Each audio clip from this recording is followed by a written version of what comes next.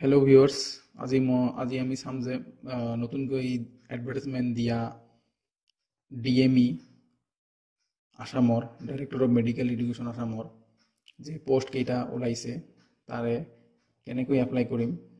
এটো চাম গোটেই স্টেপ বাই স্টেপ ফুল প্ৰসেসটো চাম যে কেনেকৈ এপ্লাই কৰে এটো হল এটোৰ এডভাৰটাইজমেন্টটো যে এৰিছে এটো যোৱা 7 তাৰিখৰ পৰা ষ্টাৰ্ট হৈছে আগন্তুক 22 তাৰিখলৈকে থাকিব আৰু এটো Nagaon medical college Dhubri medical college Nalbari medical college আৰু কোকৰাঝাৰ মেডিকেল কলেজৰ পোষ্ট হয় এটো হল এটোৰ এডভাৰটাইজমেন্ট এতিয়া আমি চাও কেনেকৈ এপ্লাই কৰিম এতিয়া আপুনি আপোনাৰ ক্ৰোম ব্ৰাউজাৰটো ওপেন কৰি লওক তাৰ পিছত ইয়াতে সাৰ্চ কৰক DME Assam দি সাৰ্চ বাটনত ক্লিক কৰি দিয়ক তাৰ পিছত ইয়াতে যে আছে DME Assam পোৰ্টেল ইয়াতে ক্লিক কৰি দিব তাৰ পিছত ইয়াতে যে লেটেস্ট বুলি আছে যে ইয়াতে দেখক অনলাইন এপ্লিকেশন ফৰ্ম ইয়াতে ক্লিক কৰিব মই আপোনাক লিংকটো দি দিম ডেসক্ৰিপচনত মোৰ ডেসক্ৰিপচনটো চাব তাতে লিংক পাই যাব ইয়াতে যে লিখা আছে online application form for grade 3 and grade 4 post for new medical colleges click here to apply ইয়াতে এপ্লাই কৰিব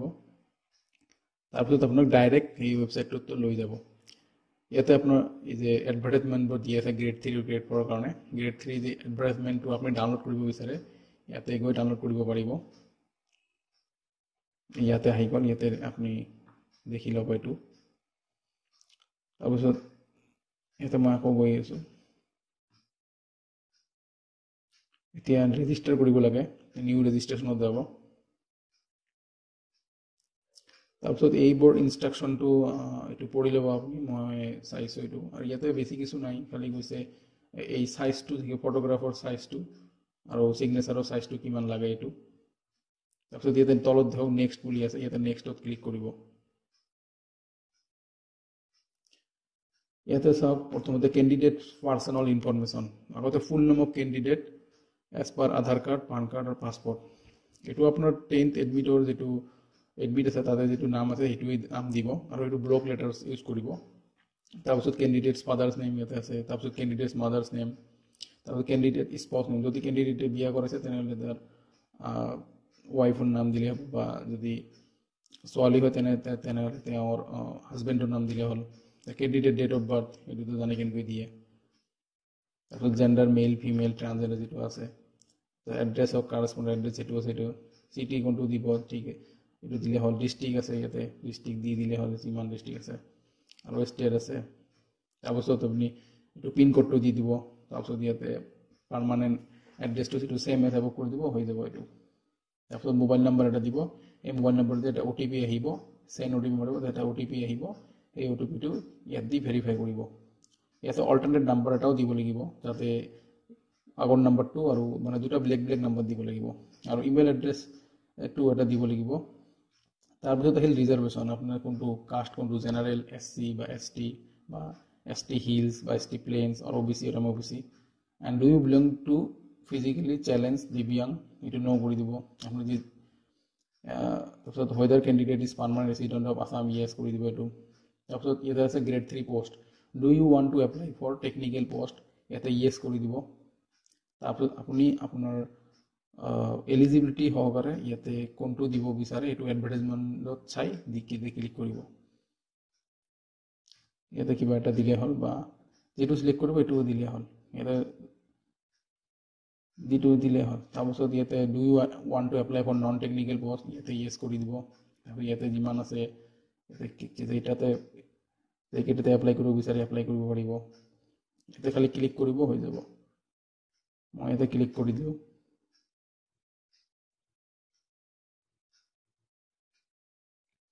তাৰপিছত ইয়াতে do you want to apply grade 4 post ইয়াতে yes কৰিব বিচাৰে yes কৰি দিব যদি no কৰিব বিচাৰে no কৰি দিব তাৰপিছত ইয়াতে আপোনাৰ এমপ্লয়মেন্ট এক্সচেঞ্জৰ ৰেজিষ্ট্ৰেচন নাম্বাৰ যেটো আছে তাৰ এই এমপ্লয়মেন্ট এক্সচেঞ্জ যেটো কাৰ্ড যেটো আছে তাৰ পৰা ৰেজিষ্ট্ৰেচন নাম্বাৰটো ইয়াত লিখি দিব আৰু ইয়াৰ পিছত ইয়াতে যেটো SSLC আছে ইয়াত মাৰ্কস দিব আপোনাৰ আউট অফ কিমান মাৰ্ক পাইছে এটো দিব পাৰ্সেন্টেজটো কিমান পাইছে তাৰপিছত বোৰ্ড নেমটো কি তাৰপিছত হাই ছেকেণ্ডেৰীটো আপুনি কি ছায়েন্সত কৰিছে না কমাৰ্চত কৰিছে না আৰ্টছত কৰিছে এইটো দিব। তাৰপিছত মাৰ্কছ ইয়াতে কিমান আছে, তাৰপিছত পাৰ্চেণ্টেজ কিমান পাইছে, তাৰপিছত ইয়াৰ অফ পাছিং, তাৰপিছত স্কুলৰ নাম, গ্ৰেজুৱেশ্যন আৰ্টছ ছায়েন্স কমাৰ্চ বা ছ'চিয়েল বা কোনটো কৰিছে এইটো দিব। তাৰপিছত ডিপ্ল'মা ইন নন টেকনিকেল এইটো যদি আছে কম্পিউটাৰ ডিপ্ল'মা ইয়াতে আপুনি দি দিব এইটো। তাৰপিছত do you have appropriate computer certification expired এইটো ইয়েছ কৰি দিব। কিছুমান পোষ্ট আছে তাতে কম্পিউটাৰ চাৰ্টিফিকেট লাগে সেইকাৰণে এইটো ইয়েছ কৰি দিব। তাৰপিছত আপুনি ইয়াতে ইনষ্ট্ৰাকশ্যন অফ ফটোগ্ৰাফ ইয়াতে ক্লিক কৰি ফটোটো আপলোড কৰি দিব। তাৰপিছত ইয়াতে ক্লিক কৰি ছিগনেচাৰটো আপলোড কৰি দিব। তাৰপিছত এই পাছৱৰ্ডটো যিটো আছে এই পাছৱৰ্ডটো আপুনি কি কৰিব মই দেখাই দি আছোঁ। ইয়াতে এটা আপাৰ কেছ দিব, তাৰপিছত ABCDEFG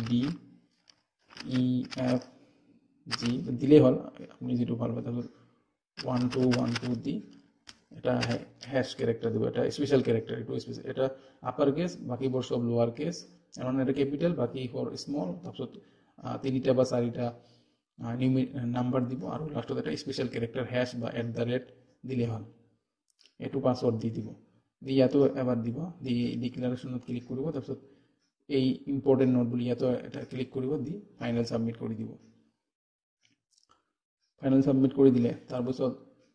হোৱাৰ পিছত আপোনাৰ এটা কি আহিব যে আপোনাৰ ৰেজিষ্ট্ৰেশ্যন হৈ গৈছে। ইয়াতে চাওক, ইয়াতে এনেকুৱা এটা কি আহি যাব। ইয়াতে আপুনি পাব যে আপোনাৰ আহি যাব ইউজাৰ নেম আহি যাব, নেম আহি যাব, এইটো আহি যাব। এইটো আপুনি তাতে ৰেজিষ্ট্ৰেশ্যন নম্বৰ এপ্লিকেশ্যন নম্বৰটো নোট কৰি ল'ব। তাৰপিছত আকৌ আহিব ৱেবছাইটত অহাৰ পিছত তাতে লগ ইন বুলি অপশ্যন আছে, এই লগ ইনত ক্লিক কৰিব। এই লগ ইনত ক্লিক কৰি ইয়াতে আপোনাৰ মোবাইল নম্বৰ আৰু পাছৱৰ্ডটো দিব, পাছৱৰ্ডটো দি লগ ইন কৰিব।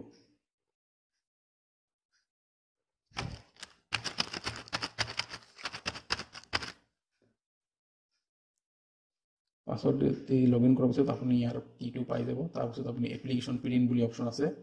ইয়াতে এপ্লিকেশ্যন প্ৰিণ্টত যাব। এপ্লিকেশ্যন প্ৰিণ্টত যোৱাৰ লগে লগে আপুনি এইটো ছেভ কৰি ল'ব, এইখিনিয়ে আৰু। তাৰপিছত লগ আউট কৰি দিব, হৈ গ'ল।